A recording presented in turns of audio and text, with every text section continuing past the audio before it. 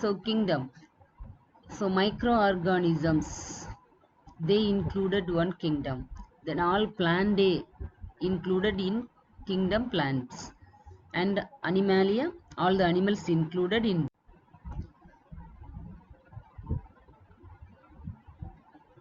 So now basis of classification. So how these animals are classified? So according to the levels of organization, so based on cell, tissue, organ and organ system, then so that is called level of organization. Then symmetry. So in previous study how the animals are classified. Now what basis we framed classification, that is we are going to see in the first. We are seeing levels of organization. So presence of cell, tissue, organ system, that is one category. And the second category we are considering symmetry. It is a plane or arrangement of body parts.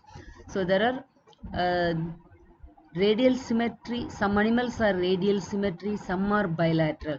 Radial symmetry is all the parts are arranged at around the central axis. Example, hydra, jellyfish, starfish. Bilateral symmetry, arranged in the central axis, we get two identical halves. So such a symmetry is called bilateral symmetry. Example. So you can see the radial and bilateral symmetry here.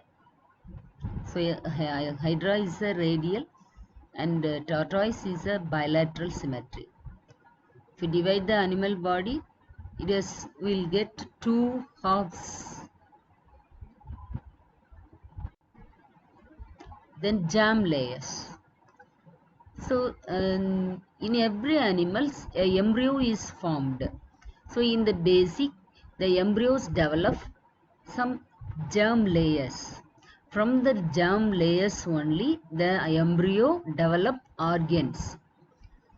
So organisms with two germ layers during their embryonic stage, that is ectoderm, which was present outer to the embryo, and endoderm, it was present inner to the embryoderm. Such organisms are called diploplastic because they are developing two germ layers, ectoderm and endoderm. Example, hydra. Some organisms with three germ layers, ectoderm, mesoderm and endoderm. In between the ecto and meso, ecto outer, endo inner, meso middle. So three germ layers formed. Such a type is called triploplastic animals. Example, rabbit. So you can see the germ layers here. So outer is ectoderm and inner is endoderm. In between the two, a cell was filled, that is called mesoglia. So that is it was seen in the diploplastic animals. And then coelom. So coelom means the body cavity. So every animal have a body cavity. So in some animal the body cavity is empty, some animals it was fluid, in some animals cells are filled inside the body cavity. Other body cavity na body ulla cavity. So based on the coelom, the animals are divided into three groups. Acoelomate. They do not have body cavity, completely filled by cell. Pseudocoelomate. They are having a false body cavity. Eucoelomate have a true coelom, true body cavity. Then examples also given here. So you can see the picture, acoelomates. So ectoderm, endoderm, no gap is there. So digestive cavity and no, in the central place something was filled.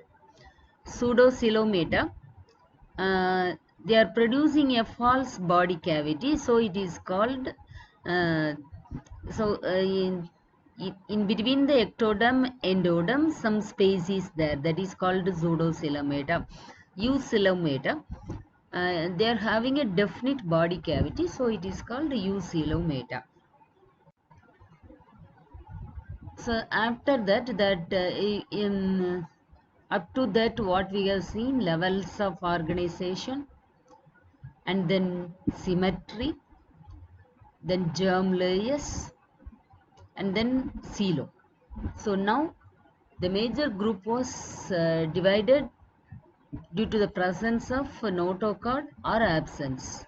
So if the absence of notochord, that is invertebrate, presence of notochord, that is chordata. So chordata includes prochordates and vertebrates.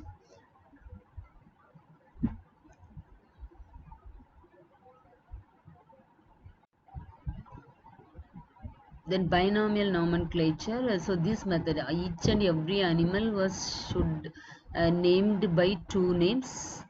That is called binomial nomenclature. This was framed by Carolus Linnaeus. Then invertebrata. So invertebrata, they are multicellular, non-motile aquatic organism, exhibit cellular grade of organization.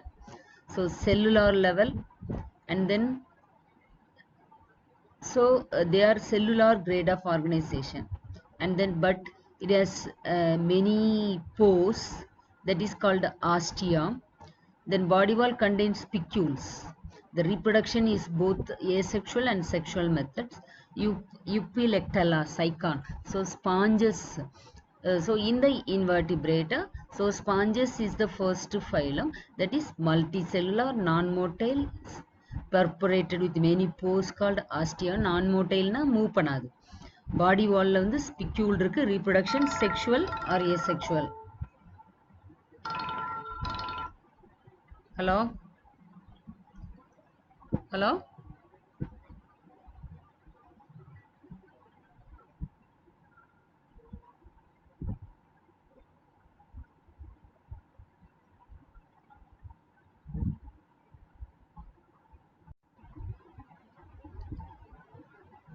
So you can see some pictures of porifera here. Pore bearers. So generally they are called as pore bearers because the body is fully perforated by phylum Coelenterata, Cnidaria. They are aquatic organisms, multicellular, radially symmetrical, tissue grade of organization. And diploplastic animal, already you know about the tissue grade and diploplastic. So in between ectoderm and endoderm, inner mesoglial cells are present, jelly-like cells are present. So centrally gastrovascular cavity, that is a digestive system, and the mouth is surrounded by tentacles, and the tentacles has stinging cells, and they exhibit polymorphism.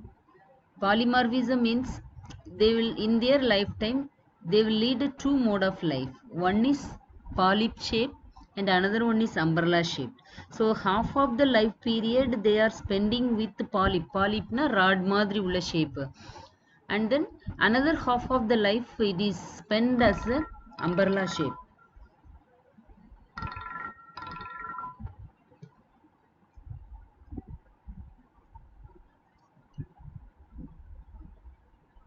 Coelentrates are aquatic organism, multicellular, radially symmetrical animal with tissue grade of organization.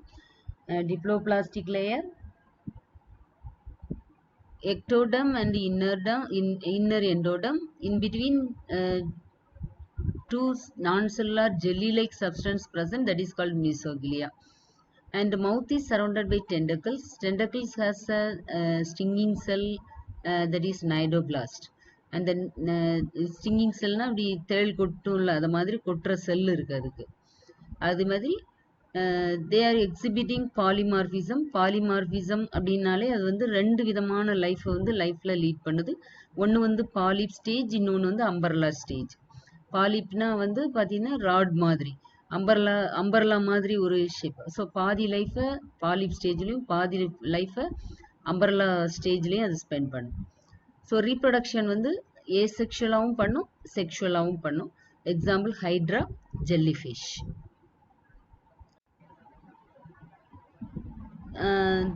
இது பார்த்தீங்கன்னா இதுதான் டென்டக்கிள்.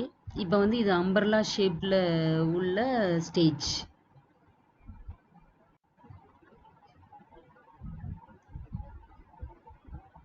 Next, phylum Platyhelminthes, bilaterally symmetrical, triploplastic, acoelomata, absence of body cavity, that is acoelomata. Then parasitic in nature, it has suckers and hooks. With the help of these suckers and hooks, it can attach with the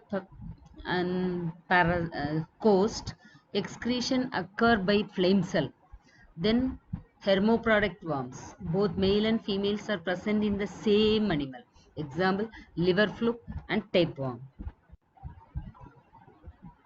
Then binomial nomenclature. So this method, each and every animal should named by two names. That is called binomial nomenclature. This was framed by Carolus Linnaeus. Then invertebrata. So invertebrata, they are multicellular, non-motile aquatic organism, exhibit cellular grade of phylum Ascalminthes roundworms, bilaterally symmetrical triploplastic animal. The pseudocoelom, the body cavity is false body cavity, and body is round, pointed at both ends, and unsegmented body. Sexes are separate. So in the previous Platyhelminthes, sexes are present in the same animal. Here sexes are separate. So example, Ascaris wucheracea. These also parasites. These also parasites mode of life, and some are landforms. See the male and females of roundworms. So males always shorter than the females, and the slightly coiled structure present in the posterior part of the male. So that is the difference between the male and female. It's a straight and it was coiled. So you can see some pictures of porifera here. Pore bear, phylum Annelida. They are bilaterally symmetrical, triploplastic, and coelomata. The body is divided into segments, that is metameres. Body is covered by cuticle. Setae and parapodia are locomotory organ. Sexes are separate. Or sometimes in some forms hermaphrodite animals also there. That is earthworm was hermaphrodite. Nereis, earthworm, leech was